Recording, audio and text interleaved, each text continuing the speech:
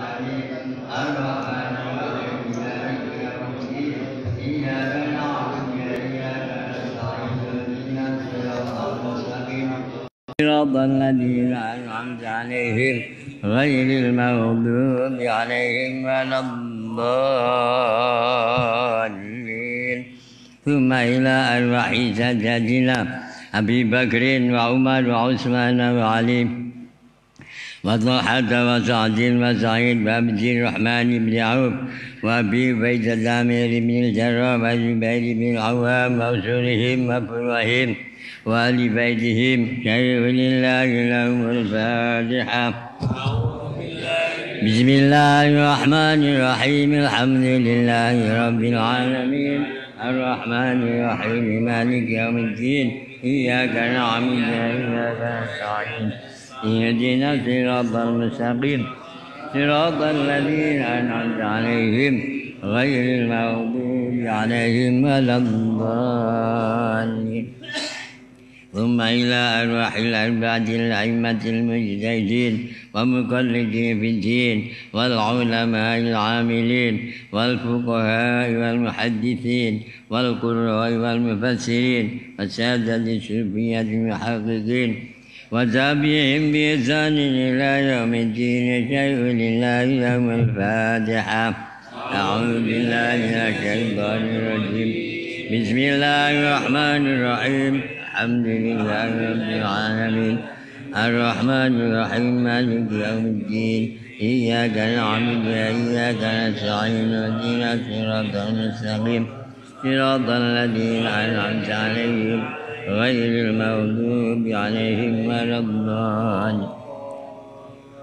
ثم إلى أرواح الأربعة الأئمة المجتهدين والمقلدين في الدين والعلماء العاملين والقراء المحدثين والمفسرين وتابعهم بإحسان إلى يوم الدين شيء لله لهم الفاتحة. أعوذ بالله من الشيطان بسم الله الرحمن الرحيم الحمد لله رب العالمين الرحمن الرحيم مالك يوم الدين إياك نعبد وإياك نستعين اهدنا الصراط المستقيم صراط الذين أنعمت عليهم غير المغضوب عليهم ولا الضالين. ثم إلى أرواح سادتنا للمعنى والشبيكة والبقيع وأموات المؤمنين والمؤمنات والمسلمين والمسلمات كافة من مشارق الأرض إلى مغاربها فليابح لي من يمينها إلى شمالها حتى سيدنا مولانا سلطان الأولياء شيخ محي الدين عبد القادر الجيلاني وسيد شيخ أحمد وسيد أبي القاسم البغدادي وسيد أحمد الرفاعي وسيد يوسف الحمداني وسيد أبي الحسن الحلقاني وسيد الحمداني وسيد سقط حبيب العجمي والضابط السوفية وسولهم وفرهم ولسلسلتهم الآخذين منهم شيء لله لهم الفاتحة. بسم الله الرحمن الرحيم الحمد لله رب العالمين الرحمن الرحيم مالك يوم الدين إياك نعبد وإياك نستعين اهدنا الصراط المستقيم صراط الذين أنعمت عليهم غير المغضوب عليهم ولا الضالين. ثم إلى حضرة سيدنا مولانا الشريف عليه الله سلطان محمود وأسرهم وأبراهيم وإلى أرواح جميع الأولياء وأسماء يكفيكم وسبهم وكلهم كثير رسولهم وإبراهيم وآل سلسلة الآخرين منهم أغثنا بإذن الله أغثنا بإذن الله أغثنا وبكراماتهم نسألك البركة والشفاعة والكرامة والإجازة والسلامة في الدين والدنيا والآخرة شيء لله لهم الفاتحة. أعوذ بالله من الشيطان الرجيم بسم الله الرحمن الرحيم الحمد لله رب العالمين الرحمن الرحيم مالك يوم يوم الدين إياك نعبد وإياك نستعين اهدنا الصراط المستقيم صراط الذين أنعمت عليهم غير المغضوب عليهم ولا الضالين ثم إلى أرواح آبائنا وأمهاتنا وأزواجنا وأولادنا وإخواننا وأجدادنا وجداتنا ومشايخنا وجميع المؤمنين والمؤمنات والمسلمين والمسلمات من مشارق الأرض إلى مغاربها برها بحرها khususan Kiai Najib Rabiah Yogyakarta Pak Haji Mojo Agung Haji Ja'far garwane Yai Adlan punya Syafa'ah syai'ulillahi lahumul Fatihah a'udzu billahi minasyaitonir rajim bismillahirrahmanirrahim alhamdulillahi rabbil alamin arrahmanir rahim maliki yaumiddin iyyaka na'budu wa iyyaka nasta'in ihdinas siratal mustaqim siratal ladzina an'amta 'alaihim ghairil maghdubi 'alaihim waladdallin. Amin. Kenapa? Mbak Mayu haji. Dan? Kenapa? 100?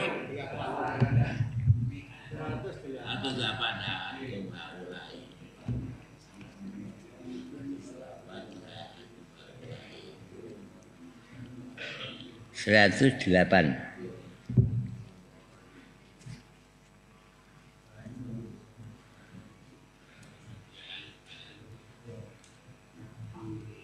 A'udzu billahi minasy syaithanir rajim. Bismillahirrahmanirrahim. Ha antum haula'i jadaltum 'anhum fil hayatid dunya ومن يجادل الله عنهم يوم القيامة أم من يكون عليهم وكيلا ومن يعمل سوءا أو يظلم نفسه ثم يستغفر الله يجد الله غفورا رحيما ومن يكسب خطيئة أو إثما ثم يرم به بريئا فقد احتمل بهتانا وإثما مبينا ولولا فضل الله عليك ورحمته لهمت طائفة منهم أن يضلوك وما يضلون إلا أنفسهم وما يضرونك من شيء وأنزل الله عليك الكتاب والحكمة وعلمك ما لم تكن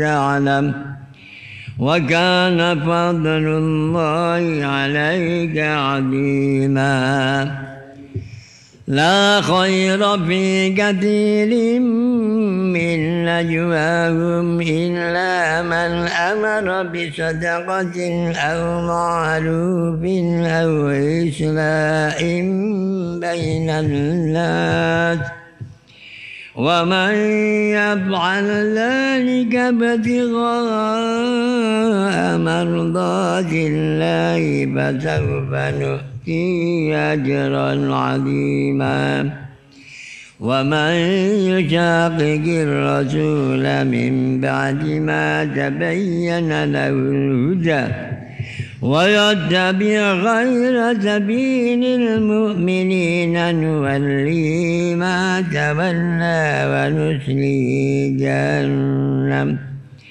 وساءت مصيرا إن الله لا يغفر أن يشرك به ويغفر ما دون ذلك لمن يشاء ومن يشرك بالله فقد ضل ضلالا بعيدا إن يدعون من دونه إلا إناثا وإن يدعون إلا شيطانا مريدا لعنه الله وقال لأتخذن من عبادك نصيبا مفروضا ولأذلنهم ولأمنينهم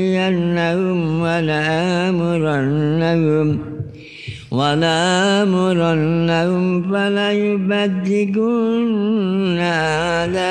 آذان الأنعام ولآمرنهم فليغيرن خلق الله ومن يتخذ الشيطان وليا من دون الله فقد خسر خسرانا مبينا يعدهم ويمنيهم وما يعدهم الشيطان إلا غرورا أولئك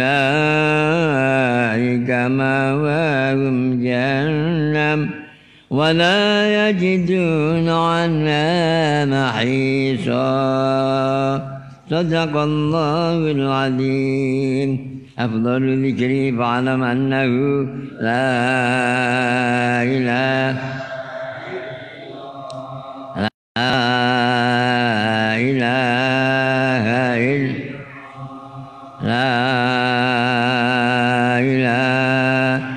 إلا الله محمد رسول الله صلى الله عليه وسلم لا إله إلا الله إله إلا الله لا إله إلا الله لا إلا الله لا إله إلا الله إله إلا الله لا إله إلا الله لا إله إلا الله إله إلا الله لا إله إلا الله لا إلا الله لا إله إلا الله لا إلا الله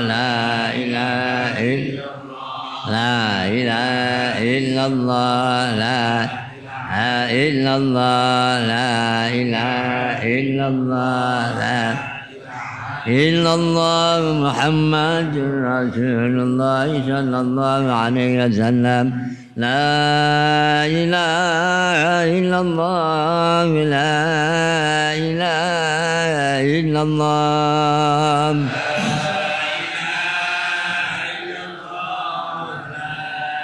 لا إله إلا الله محمد رسول الله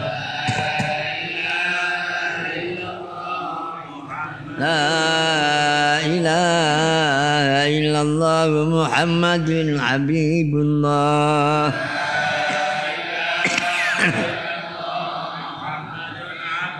اللهم صل على محمد اللهم صل عليه وسلم اللهم صل على محمد اللهم صل عليه وسلم اللهم صل على سيدنا محمد يا ربي صل عليه وسلم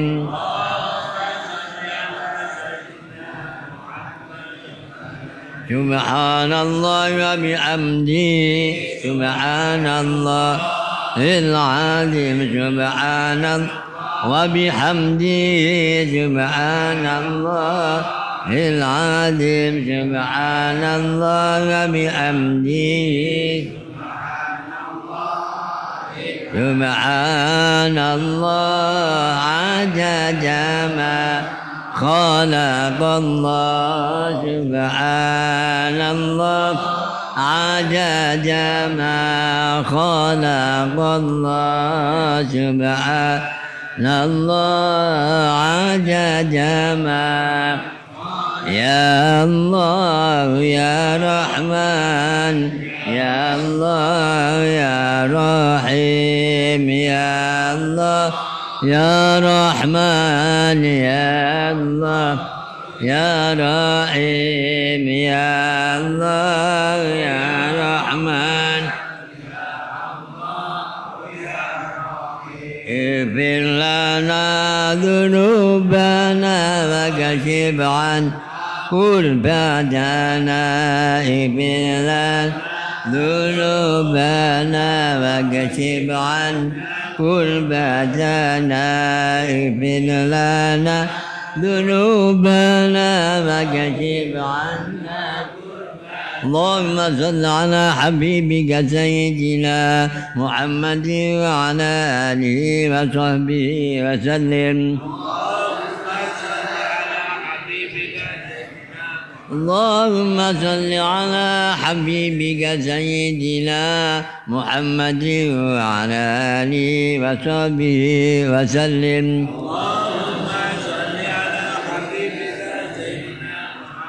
اللهم صل على حبيبك سيدنا محمد وعلى آله وصحبه وذريته وآل بيته وذريته أجمعين اللهم صل على حبيبك سيدنا محمد وعلى آله وبارك وسلم أجمعين الفاتحة بسم الله الرحمن الرحيم الرحمن الرحيم إياك نعبد صراط الذين غير المغضوب بسم الله الرحمن الرحيم الحمد لله رب العالمين ربنا تقبل منا إنك أنت السميع العليم وتب علينا إنك أنت التواب الرحيم واهدنا وفقنا إلى الحق وإلى طريق مستقيم ببركة القرآن العظيم وبحرمة حبيبك ورسولك الكريم واعف عنا يا كريم واعف عنا يا رحيم واغفر لنا ذنوبنا بفضلك وجودك وكرمك يا أكرم الأكرمين ويا أرحم الراحمين اللهم زينا بزينة القرآن وأكرمنا بكرامة القرآن وشرفنا بشرافة القرآن وألبسنا بخلعة القرآن وعافنا من كل بلاء الدنيا وعذاب الآخرة ببركة القرآن اللهم اجعل القرآن لنا في الدنيا قرينا وفي القبر مونسا وفي القيامة شفيعا وعلى الصراط نورا وإلى الجنة رفيقا ومن النار سترا وحجابا وإلى الخيرات كلها جليلا وإماما اللهم طهر قلوبنا وقر عيوننا واستر عوراتنا واشفي مرضانا وقض عنا ديوننا وبيض وجوهنا وارفع درجاتنا وأصلح حاجاتنا وارحم آباءنا وتجاوز عن سيئاتنا وامحو ذنوبنا وقوي أجسادنا وفرح أحبابنا وشتت شمول أعدائنا واحفظ أهلنا وأموالنا وديارنا وثبت أقدامنا على دين الإسلام وانصرنا على القوم الكافرين بحرمة القرآن العظيم اللهم اجعل وأوصل وتقبل ثواب ما قرأناه ونور ما تلوناه لروح نبينا محمد صلى الله عليه وسلم ثم إلى أرواح آبائه وإخوانه من الأنبياء والمرسلين وعلى آله وأصحابه وذريته أجمعين لا سيما خلفاء الراشدين والأئمة المجتهدين والحفاظ والمفسرين والعلماء العاملين وعلى أهل طاعتك أجمعين خصوصا Kiai Najib khususan Bahi Sahabat Allahumma fir lahum warhamhum wa'afi wa'fu anhum waj'al kuburahum rawdatan min riyadil jannah wa la taj'alkum hufratan minan niran Allahumma anzilir rahmata wal maghfirata wan ni'mata was syafa'ata ala ahlil kubur minal muslimin wal muslimat wal mu'minin wal mu'minat aynama kanu min masyarikil ardi ila magharibiha farriha bahriha min qafin ila qafin millatin Adam wa ummina Hawa khususan nabi abina wa fikum wa ummina wa ummikum irfa'nahumud darajat wa kaffir anhumus sayyi'at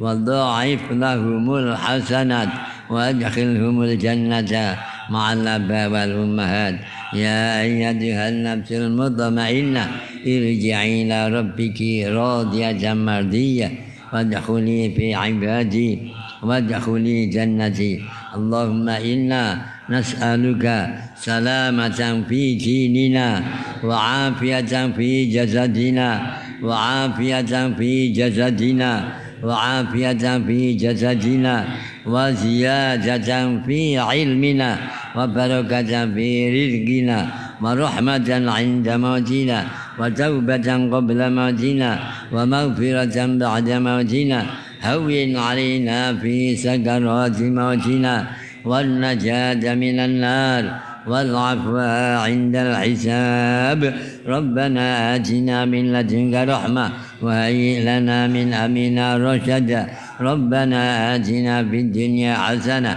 وفي الآخرة حسنة وقنا عذاب النار وادخلنا الجنة مع الأبرار يا عزيز يا غفار يا رب العالمين وصلى الله على خير خلقه محمد النبي الأمي وعلى آله وصحبه بارك وسلم سبحان ربك رب العزة عما يصفون وسلام على المرسلين الحمد لله رب العالمين الفاتحة بسم الله الرحمن الرحيم الرحمن الرحيم إياك نعبد ونستعين صراط الذين أنعمت عليهم غير المغضوب عليهم ولا الضالين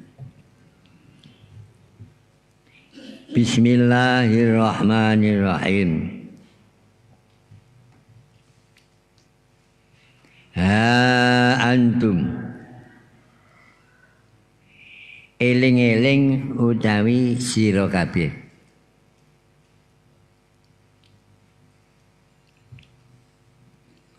ha ulai hi kaum tayyarah jadaltum iku madoni gegeri sira kabeh anhum saking golongane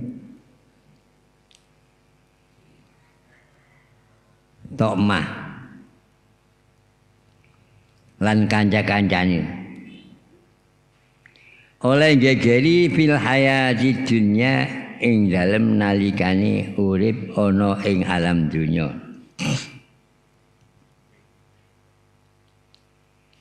faman mongko sapane wong yujadilu kang gegeri madoni sapa wong Allah ing Gusti Allah anhum saking kaum yaumal kiamati ing dalem besok dina kiamat aman utawa wong yakunu kang ana sapa wong alaihi ing atase kaum kabeh iku wakilan dadi wakile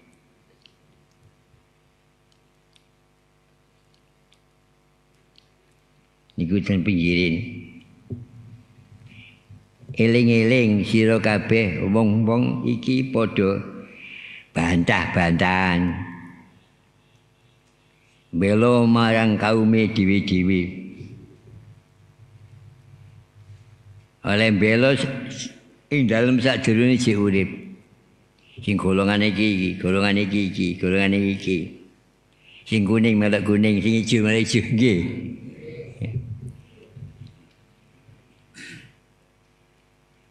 Sapa-sapa sing besok kang bantah-bantahan oleh bantah-bantahan ya gak ada apa-apa nih, menang ya gak ada apa-apa nih, kalah ya ora sudo.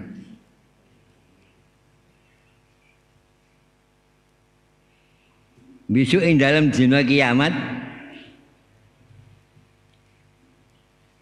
apa kang dipasrahi ora ono dadi oleh gue geger perkara niki gak ana apa-apane pun ngadep sing ngene besok sing ngaji-ngaji ngene ya sampeyan saulan pisan seminggu pisan buka Quran ha niku besok sing ketemu mati meneh ya kepethuk meneh mati ben kepethuk ben.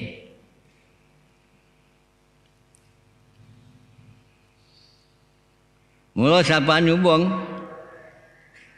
waman lan sapane wong yakmal kang lakoni sapa wong suan ing amal Allah.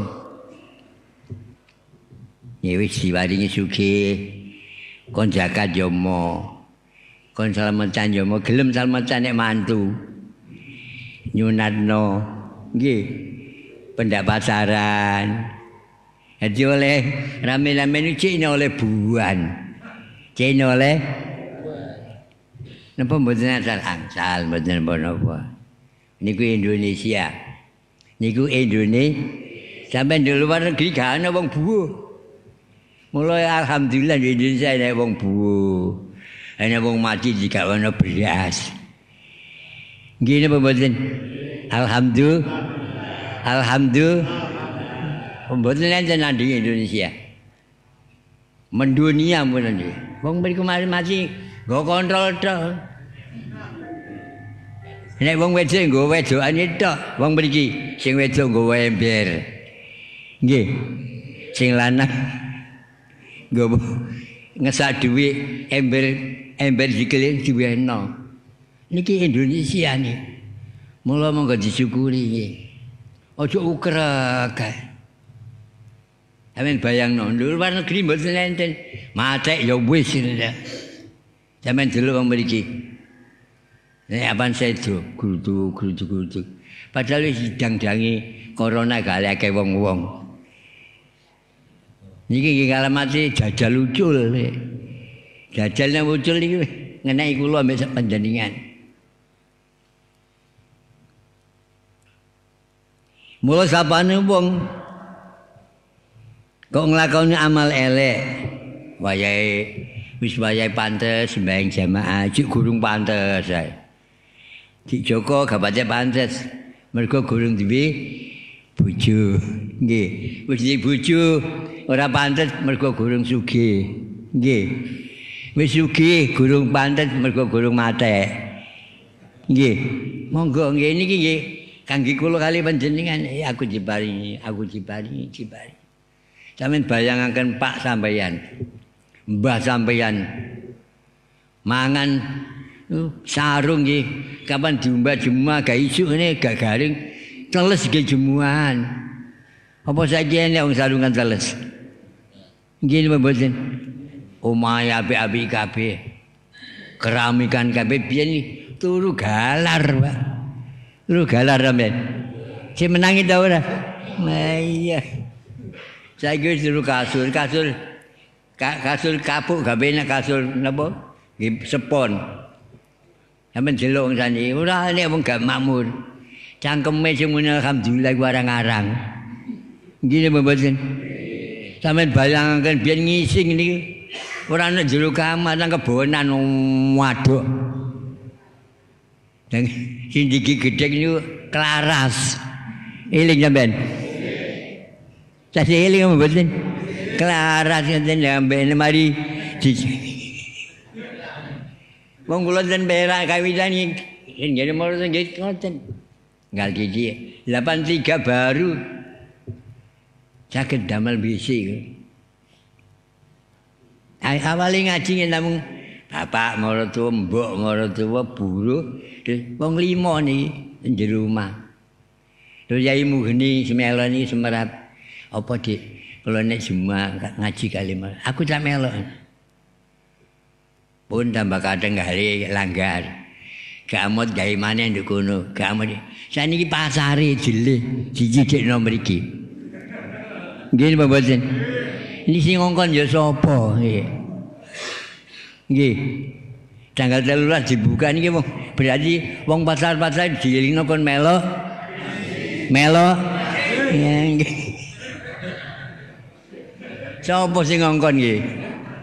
Mestine wonge nyedheki pasar nggih. Mestine sing bener niki wonge nyedheki. Niki pasar nyedheki wong ngaji. Nggih napa mboten? Hebat. Kin mulai Nabi Adam mboten tahu ngeten nggih. Sampe biasanya nyentel radio di pasar gak kok ngaji. Saniki wis cuwidak men. Nggih sing mlebu mriki kabeh.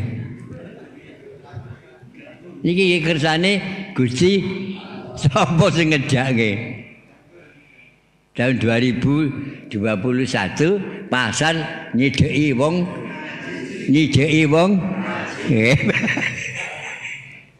mestine wong mari ngaji nang pasar golek sarapan. Ha niki pasar kon melok ngaji niki hebat niki. Au yadlim nafsahu utawa nganingaya sapa wong nafsahu ngawak dhewe ne wong. Piye? Mesine wong sugih iku mangane ya enak. Mangan sing penak, masak sing enak ora. Nek duwe gedang sing ucet dipangan dhewe. Sing tada ujane go nang pasar. Nggih. Ya niki saniki mboten didol kabeh. Biyen nandur gedang ya wangi sani tandur itu ana bismillahirrahmanirrahim. Ini semari metu kabeh. Sampe delok lore Pagerwajo. Bilang setahun panen ping 3. Wis kurung ngadun zakat sampean. Ya biyen mari panenan langsung jumlah zakat sak ember, 2 ember, 3 ember ngoten. Biyen tasih enten lumpang. Lah saniki wis gaene lumpang diselep. Kapan sak ton dijukuk sak kintal. Jadi beras 50 kilo. Jadi beras 50 kilo jadahi 2,5 kilo diweno tangga-tanggane. Ora duit ya ora, ngono ya ora. Nggih. Ya wis kapan kating nglakoni apik. Nggih niki mawon wa ya malsuan. Jadi awake ini disia-sia ki ambek. Iki sampeyan tingali wong sing ngestokno dhateng dawuh Gusti Allah. Cangkeme ora kok bermingkem mangap tok. Wis mateng-mateng niku. Teko mawon iki tapi ora arep-arep nggih. Wis waya duduk. Ngeteraken berkat. Keselen kono nggih mboten kepangan. Tumaya astaghfirullah. Eling nek kapawi apa-apane akeh dosane aku biyen cek nom ngene iki. Wis nggih bojo ngene iki. Saiki aku wis putu wis buyut. Terus kapan maneh aku sing nglakoni apik. Di kaiti budal jemuan jam 11. Nek biyen jemuan sing esuk jam 7 wae. Sampeyan tingali ten ngampel Surabaya jam 7 ngoten wong ado aja teko. Nek ngampel ki jul nggih mboten enten nggih. Sampeyan tinggal di Surabaya kula takon dari mana? Saya dari Nusa Tenggara Pak. Kok jauh-jauh ingin Jum'an di Mbah Sunan ngampel. Nek sampeyan jajal lho. Nek Jumat isuk ngoten pun sop depan pun isine wong 500 sak baris. Sak baris isine wong 5 masjid sampean. Sak masjid wong 40 mbok enek mbok. Niki Mbah Sunan ngampel. Sunan derajat, sunan-sunan iki oleh kepingin nyelametno dateng kawulane Gusti Allah kaya ngoten. Biyen masjid ngampel di tengah lautan. Jangan didelikno supaya Islam iki nampak rame. Di tengah lautan. Haji sumur sing jero masjid ngampel sebelah lore imaman rondok ngarep niku nggih banyune tawa niki. Kaya banyu Zam-Zam, nduk tengah lautan banyune tawa. Nek wayahe khol ngene dicimbo. Wis kula kane ya wene dhuwit sing nimbakne iku, nimbakne ku wong. Pinten Yai? Wene 10.000, 20.000 jene bunga. Iku banyu kena ditombo. Wa anzalna minal ma' kulla syai'in hayy. Satu ketika enten mau niki jimpe. Jimpene gawe obat sangane. Enten kan. Terus pas khol ngampel, nek waya khol ngampel ngamek obat nyuruno. Oh, sok-sokno sing jimpe. Tapi aja digawe nyolong maneh. Ya jangan mau ge nyolong ta. Meneng mawon. Bu, nyolong liwat pulpen, bu nyolong liwat tangan. Nah, pulpennya saged beli. Saged nyolong nggih mboten. Nek kapan digawe utang 1.500.000 miliar setengah kuwi waya nyaur ditambahi nuling ngene wis dadi akeh. Iku nggih nyolong maling niki. Nek eling niku kelakuan elek, sumaya astaghfirillah, mongko kali-kali njaluk ngapura sapa wong Allah ing Gusti Allah. Astagfirullahaladzim. Astagfirullahaladzim. Mboten bendina nek malam Jumat maghrib niku digenyi nang pengilan sampai Isya. Nggih sinten mawon. Jene Gusti Allah ora maringi kaya ngeten iki. Nggih napa mboten? Angger wong padha bingungi karepe dhewe. Rono ditutup, rono ditutup, rono ditutup. Lah kok tutupi kok sing pangan bareng haram ya gane artine. Ditutup plek wis gak ngelokno wong, gak ngrasani wong, gak man bandane wong. Ora sing geragat saja. Masih ditutupi kecekel dhisik, ngene mboten. Zaman delok kecekel kabeh. Zaman Gus Dur ngilangi maling mboten malinge dicekel. Sing dimaling dintekno. Wong sae Indonesia nyolong kayu nang alas dintekno alase diyahno. Saniki napa sampeyan colong? Nggih mboten. Monggo niku nek nyolong kayu dihukum ya pegel ngukum wong. Gus Dur politik. Alase dintekno. Wis ora ana wong nyolong belas. Apa dicolong? Andine ya ora mati ya. Sing bakul kayu, sing masrah kayu, sing pun sing geraji. Lah nek ndelok hitungane nggih napa mboten? Gak geraji mate, nggih, gak masrah mate. Gak gawe lemari nyatani napa makmur Indonesia. Nek pandangan sampeku nek kapan gak ana tukang apa sing gawe lemari? Ha niki lemari kayu ora payu, plastik metu. Regane luwih murah, gawene tambah awet. Ora ngrameni. Lemeke ngoten biyen kapan gak kok randu, kapuk mboten yani jamin delok. Kabeh iki pun zaman kemajuan. Yajid mongko nemu sapa wong Allah Gusti Allah nemu ghafurun ing pangapurane Gusti Allah rahiman ing kewelasan Allah. Jadi nggih seminggu pisan, 8 dina pisan. Nggih kumpul-kumpul nang masjid isi gocan. Biyen zaman Bupati Afandi tiap kecamatan maju sampai anjok napa kelurahan pencelapan ni isi gocan. Lah saja eling sampean. Afandi dipendem ya ora enek pisan. Sani pada sing dhuwur mbae NU. Nggih napa mboten? Afandi biyen dadi bupati kula kandhani. Ala Pak Afandi gampang mawon. Nabi Nuh niki ngamanno donya mbek astagfirullahalazim, astagfirullah. Nggih pun Yai nek bengi malam Jumat legi. Nggih ben malam Jumat legi ten pendopo. Lurah sak kabupaten. Terus mari si gosan. Gane panganane terus kula takoni Pak Bupati sing wong iki sing isi gocani wong ta malaikat. Wong e sisa peno dhuwit negara kan gemangan guli apa soto apa-apa. Aja njegideg kae. Dadi bupati goblok ne. Ah kambiye nek mari isi gocan jam 2:30 sing mami maka demo kelas. Padahal hebat sing ngoten lakone iki. Saniki wis gaene ambune. Ya munggah upama gandul lakon sing apik ndak jadi apa. Mun boten lambune nggih napa boten dipendhem wapet kaya.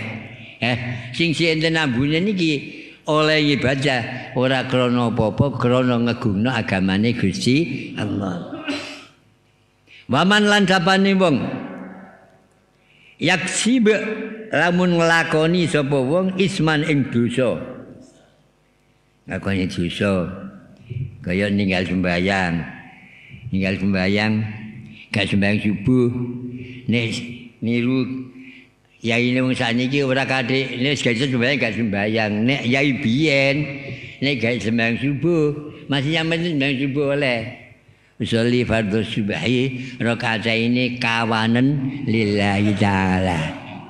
Lah paham sampean? Nek bahasa Arab qodaan. Nek bahasa Jawa usolli fardhu subhi rakaat ini kawanan lillahi taala. Padahal iki sanes gawean kula nggih gawean kitab qodaan.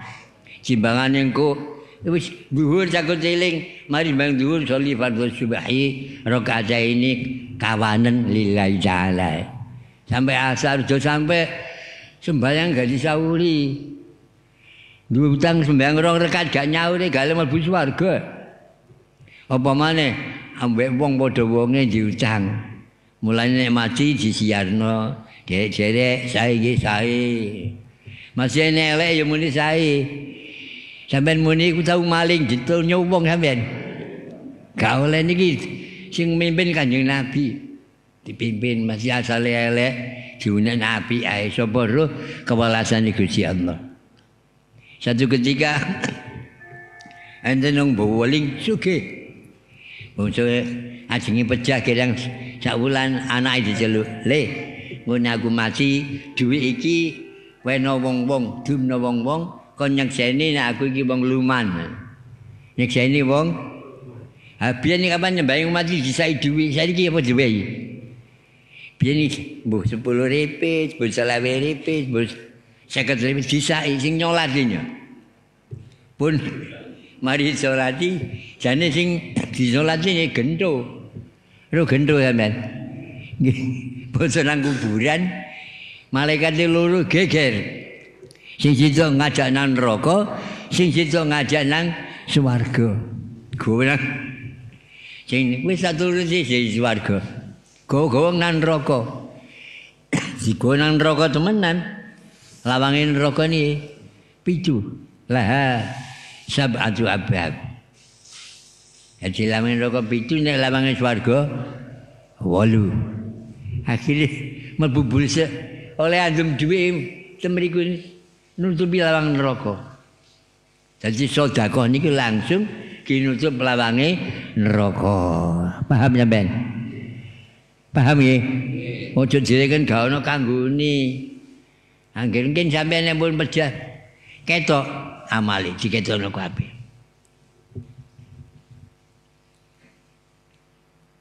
Fa inna ma yaksibuhu monggo mesti nglakoni ya wong ing dosa ala nafsihi melarat ing atase awake wong dhewe. Mulane nek wis anu sing akeh mari nglakoni maksiat aja kanthi ngenteni ngongko astagfirullahaladzim. Astagfirullahaladzim. Astagfirullahaladzim. Dibusak niki. Mari subuh kok mari subuh bedugal. Kok jam 09.00 astagfirullahaladzim. Astagfirullahaladzim. Astagfirullah sampai sembahyang duha. Sampai sembahyang wis ngono sampean. Iya. Dijajal mlane penjumat sembahyang duha niki ben menawa oleh kemurahan. Nah ngoten nggih. Wong sing tau sembahyang duha semriku wonten lawang babud duha. Pintu orang salat duha. Sing gak tau blas gak iso metu kono. Mlebu blusan piye ndek jero swarga wong wedok sing siap kabeh. Njabing kabeh golek sampeyan sing sembahyang duha. Mulane angel dadi sembahyang duha ora ge golek rezekine mboten. Tapi wong sing ahli salat duha diparingi kelebihan dening Gusti Allah, masih gak nyambut gawe iso dicukupi dening Gusti Allah. Mengalen dungane Allahumma in kana rezeki bis sama. Ya Allah nek rezeki kula teng langit sampean dukno. Wa in kana fil bahri nek nduk segara sampean ketokno. Wa in kana haraman nek rezeki kula haram sampean sucekno. Nek rezeki kula titik sampean kehno. Hedungane Allahumma in kana rizqi bis samai bangzilhu wa in kana fil bahri badu wa in kana musiran nek angel sampean gampangno wa in kana kasiran bah nek kathah sampean gampangno ora nyambut gawe duwike mara tapi nggih duwe ngamal ora tengok-tengok nduk warung ngene ora wa in kana Baingkan nasiran fahawinhu nek rezeki kula kathah sampean gampangno. Bihaqi duha. Dadi nek waya bandukan malaikat ni nyateti kabeh. Lah kula latihan bandukan ngeten sing ati Mbah Kacisan mantune Mbah Yai Zaid niku. Mbah Ahmad Dahlan Pagerwojo, Mbah Yai Mukti. Dan niki anak-anak wis gak tau sapa ngoten iki. Biyen sing ngaji dan pira Mbah Yai Jarja, Mbah Yai Solihodin, Mbah Yai Hasbullah, Bapak Caimin PKB niku. Jadi yai-yai kabeh merasani ngaji ten perak. Ben dina Jumat. Tapi mbok saged sampai jalu kaji baidah ni melo ngaji ten Makidul. Kula kan maca mboten purun. Bah sampean maca, gak aku dapat apal. Awakmu sing ngaji. Iki mboten purun kula padahal biyen mulai saka mangkan ngewes Quran. Monggo ganggo Quran ora payu lho gading. Niki kelebihane Al-Qur'an. Waman lan sapane wong yaksib lamun nglakoni sapa khosiatan ing barang sing elek, keluputan. Au isman utawa dosa. Tsumma yarmi bihi. Monggo kali-kali nutupi sapa wong ing kaelekane barian ingkang lebaran faqadih tamala monggo teman-teman nanggung untuk nggawa sapa wong buhtanan ing dosa wa isman lan tegese dosa mubinan kang jelas kok sampai mati gak tau maca istighfar nggih kani ngoyo mati gak oleh napa pangapurane Gusti Allah tapi rene sing diyupi ini Ahlus Sunnah wal Jamaah nek mati diwacana kulhu ping 100 apa cangkeme sing kepaten mboten cangkeme tanggane maca kulhu oleh 50 oleh 100 jihadiano nanggone sing wong sing teledor ora iso ngibadah apa nek keterangane Dawi Kanjeng Nabi mangkor suratul Ikhlas asra alfi marratin ghafarallahu dzunuba. Sapa sing maca kulhu ping 100.000 bisa maca 100.000? Ora tahu. Oh, jagung utawa krikil 10, 20 kalau dikelompokno. Nek soal 100.000 digawe nguruki. Nek jagung tukul, nek krikil. Ini krikil nyekseni aja kadhe krikil 100.000. Krikil 7 mawon. Muni asyhadu an la ilaha illallah wa asyhadu anna Muhammadar Rasulullah. Ngamek maneh sampe oleh 7. Syahadat ping 7 mari ngono matek wonge. Mari jebret. Gonan neraka ora iso mlebu. Krikile mboten ngolehi.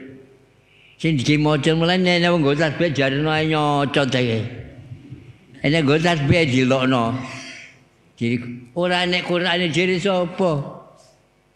Nggih. Diwane. Iki besok nyekseni sampeyan nang kali nang neraka sing maca subhanallah subhanallah. Yen sampeyan teni mawon. Ngene keblanjur netep nang neraka sampeyan bengok. Ya marjuki kula sak bengok Kanjeng Nabi. Bengok dateng Kanjeng Nabi niki umat panjenengan maca subhanallah subhanallah subhanallah ping 30. Alhamdulillah ping niku kuncine ngakno swarga. Lah gampang nggih. Lah sampeyan gak tau ngaji ya ora tau krungu. Sing ngaji ya ora tau buka kitab ngawur. Nggih napa mboten? Walaula fadlullah lan lamuno ora oleh kanugrahane Gusti Allah alaika ngatasi sira Muhammad wa rahmatul lan rahmati Gusti Allah lahammat taifatun mongko dadi nyimpen sapa wong golongan minhum saking golongane Toma iku wong sing medhit au yudilluka utawa wong sing nyasarno marang sira. Wa ma yudilluna lan ora nyasarno ya golongan illa anfusahum kejaba sing nyasarno ya awakmu dhewe. Dadi wong kesadar ora kesadar karepe dhewe. Mesine nek semua melo ngaji ora tau ngrungokno ngaji. Mesine nek kapan ahadan nang semelo ya ora tau ahadan. Mesine ahad nang masjid Muldoko ora tahu. Ki golek badokan. Nggih. Sampeyan delok lek ya ora nglumpuk sih. Sing golek donya terus sampe gak kepengin ya ora nglumpuk. Ngene wis nglumpuk ditinggal bong. Nggih. Mula panjenengan alhamdulillah isih benjuma iso nerusno perjuangane para wali songo. Alhamdulillah. Wa ma yadurrunaka lan yo golongane wong-wong sing mblijuki nang sampean ora iso. Wong nek kapan ngalim dibujuk mboten saged. Misain sangi saiki iso diblijuk. Iki waya corona nek sembayang ngene diblijuki ini. Nggih napa mboten? Ha niku ngalamati jajal lucul. Jajal tani jajale mlebu masjid, mlebu pondok, mlebu pundi-pundi iki napa mboten.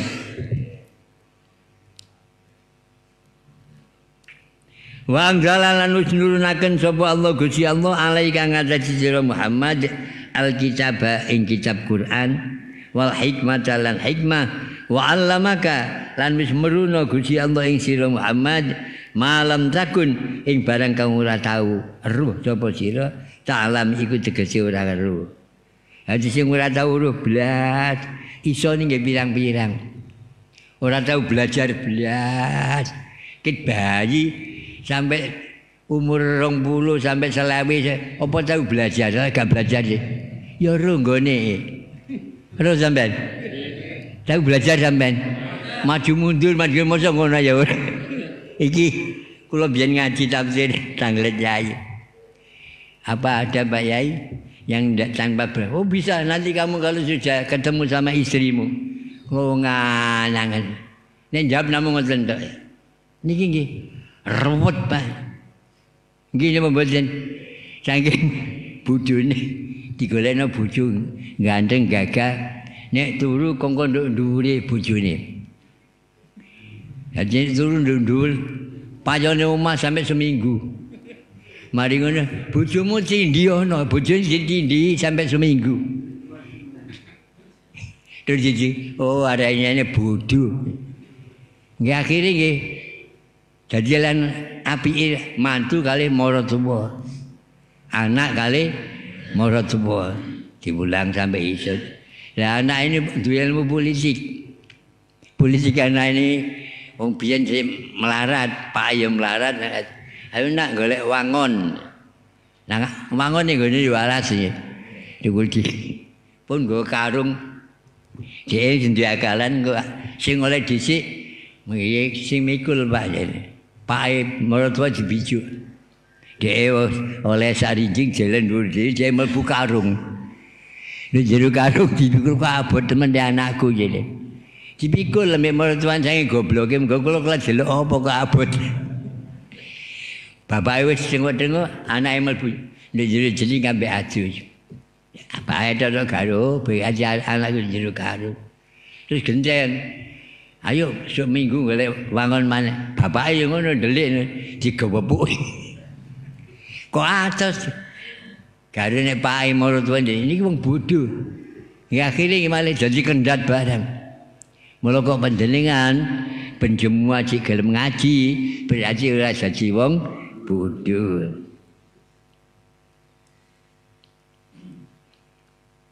Wa ma yudilluna lan ora bakal bisa nyasarno sapa golongan illa anfusahum kejaba awak dhewe. Jane setan iki ora iso nyasarno panjenengan kula sing gare kesasar kula ambek sampean manut setan. Wa ma yadurruna lan ora bisa gawe kemelasan sapa setan ka ing sira minsain saiki anggere gelem nek mari sembahyang subuh mari wiridan tambahi kulhune ping 3 walak bina satu iki gak wani. Ya sampean delok sing sampean nene wani lali oleh maca. Subuh kanggo sedina, nek maghrib kanggo sungai kulhu ping 3 walak bina satu. Wa anzalalan nurunno sapa Allah Gusti Allah alaika sira Muhammad alkitab ing Quran wal hikmata lan hikmah wa 'allamaka lan meruhno ya pangeran ing sira malam takun salam ing barang sing gak diruwi. Wa kana fadlullah lan ana apa kanugrahane Gusti Allah alaika sira iku aziman agung. Dadi kanugrahan sing paling agung niki namung Kanjeng Nabi Muhammad sallallahu alaihi wasallam. Mukjizat niki mulai diturunno sampai saniki mboten wah babal pindah. Napa ayat kursi, napa ayat 5, napa pun kabeh diwaca ngoten mesti duwe kelebihan. Enten cangkeme gimangan ora tau wiridan. Jadi kir ya jadi wong ini kapan atine rusak, dijak muni-muni ini aras-arasen. Nek atine waras, la ilaha illallah, la ilaha illallah. Eling ganjarane zikir pisane dosa swidak taun diilangi.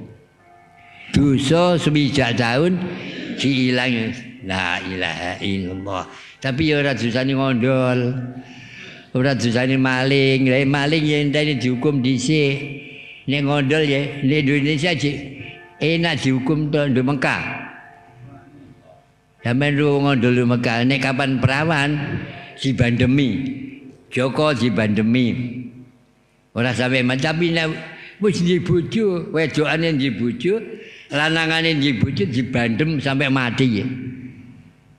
Muga di Indonesia ngoten. Pegel mendempung sampean. Alhamdulillah. Ini berlaku dan Mekah tok ya. La khaira. Ora ana kesangsian, ora ana kebagusan iku maujud fi kathirin ing dalem akeh min najwahum saking DP-ne manungsa. DP ni rumoso awake akeh dosane. Rumoso awake niki melarat. Rumangsa awake niki bodho, rumangsa awake apes. Lah apes wae. Apes apa apes? Apes kula mbek sampean. Sampeyan delok asale bek cerut.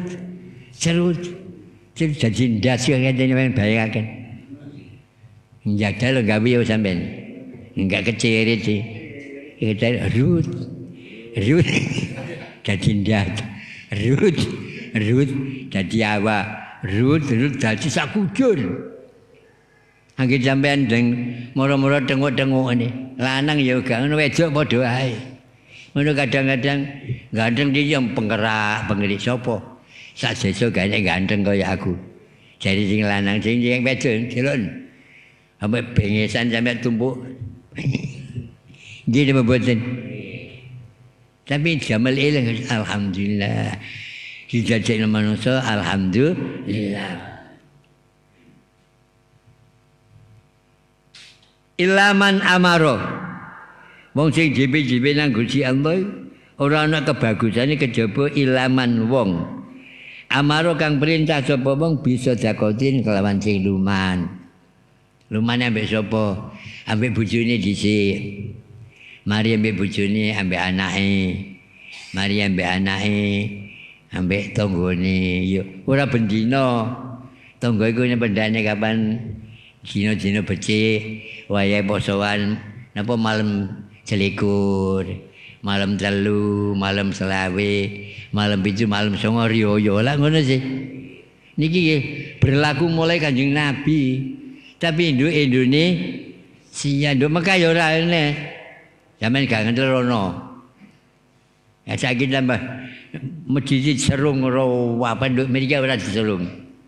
Pek gak oleh sembayang rapet-rapet ngoten tok. Nduk Mekah wong tawaf bareng dipandu. Satu orang 2 polisi. Nyeleweng diri digebuk. Sampeyan masane ndal Mekah. Wong tawaf, wong sa'i.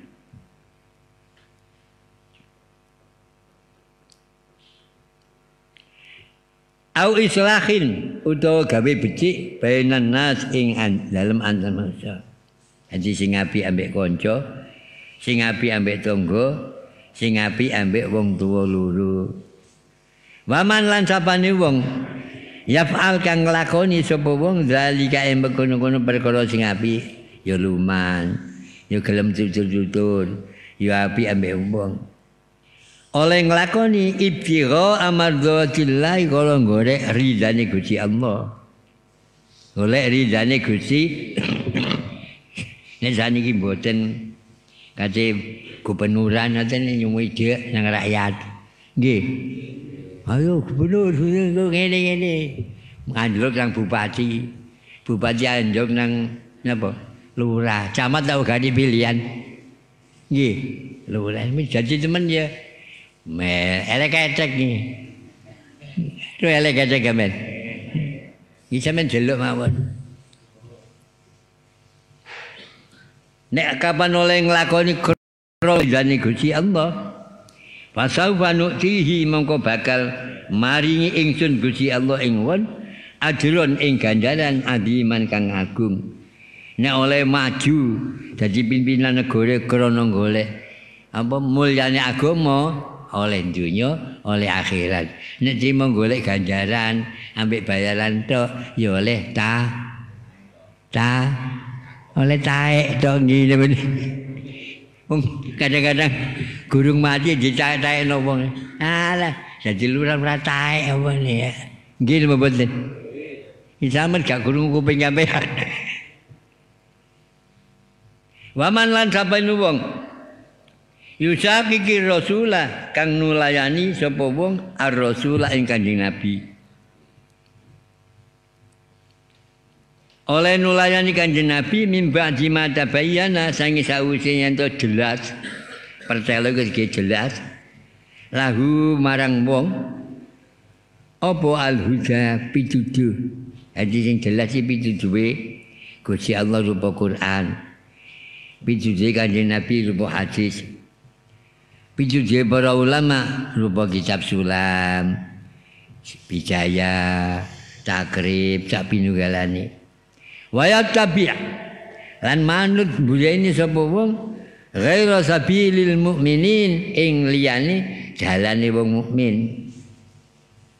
Jadi sing jinut ya ora wong sing bener, wong sing salah sing jinut. Apa jaminane nuwallihi mongko bakal nekani ing wong ma ing barang tawala kang mingo sapa wong wa nuslihi lan bakal manggonaken ingsun ing wong jahannam ing neraka jahanam. Jadi hati-hati nggih. Jadi urusan agama sing dienggo-enggono wong sing gak tanggung jawab niki hati-hati. Yen mboten hati-hati ketok wong ahli sembayang, ketok wong ahli haji, ketok ahli umroh tapi nang neraka. Sing penak anut tindakane para wong sing alim-alim. Wasaat lan Allah banget apane masirun panggonane bali. Innallaha temene Gusti Allah ku layak biru. Ora bakal ngapura sapa Allah ayu sira kang yen to nyekuthukno sapa wong bi kelan Allah. Wa yaghfiru lan ngapura ya Allah maduna zalika ing barang liyane syirik. Syirik ni Gusti Allah dirupano putuk, dirupano grumbul, dirupano semplo, dirupano kelenteng dan seterusnya. Liman maring wong ya sak kersane wong.